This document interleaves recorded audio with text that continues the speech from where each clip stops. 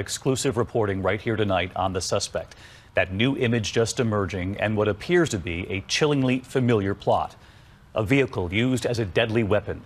We know ISIS has called upon followers to attack in this way, and ABC's chief investigative correspondent Brian Ross on the suspect who rented this pickup truck from Home Depot.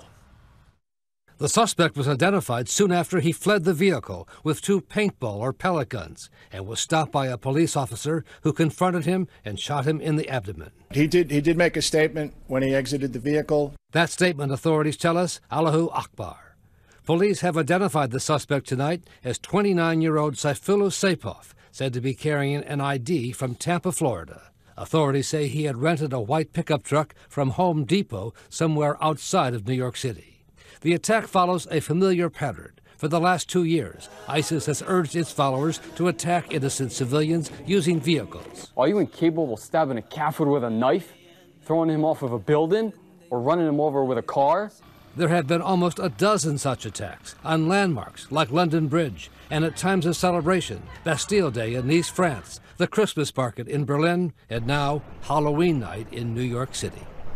And Brian Ross with us tonight. And Brian, we know the suspect is now in police custody at the hospital, and you're learning more tonight about where this suspect is from. That's right, David. Authorities tell ABC News he came to the U.S. 7 years ago from Uzbekistan under what's called the Diversity Visa Program, which offers a lottery for people from countries with few immigrants to America. We're told that in addition to his address in Tampa, Florida, he also lived in Ohio and most recently just across the river in Paterson, New Jersey, David. All right, across the river in New Jersey. Brian, thanks to you and your team tonight. At 3:05 p.m., a male driving a rented Home Depot pickup truck entered the West Side Highway bicycle path at Houston Street, began driving southbound, striking a number of pedestrians and bicyclists along the route.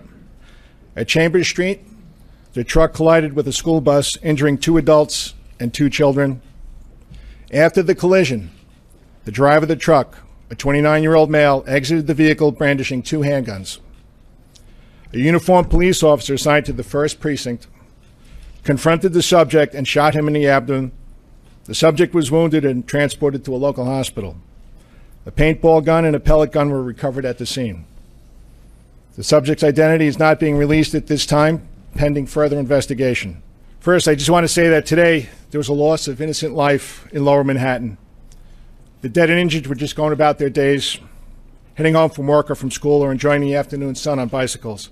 This is a tragedy of the greatest magnitude for many people, for many families here in New York City and beyond today.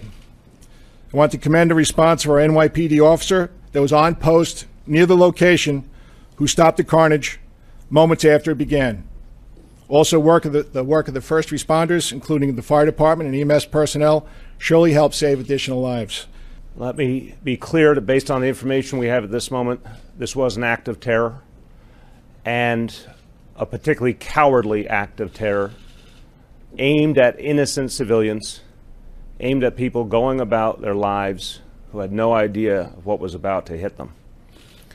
We, at this moment, based on the information we have, we know of 8 innocent people who have lost their lives and over a dozen more injured.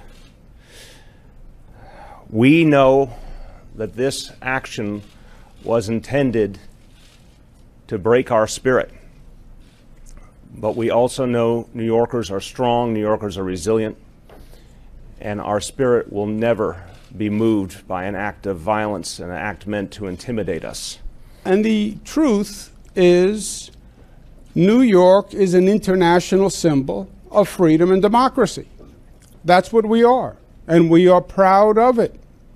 That also makes us a target for those people who oppose those concepts. And we've lived with this before, we felt the pain before, we feel the pain today, but we go forward together, and we go forward stronger than ever.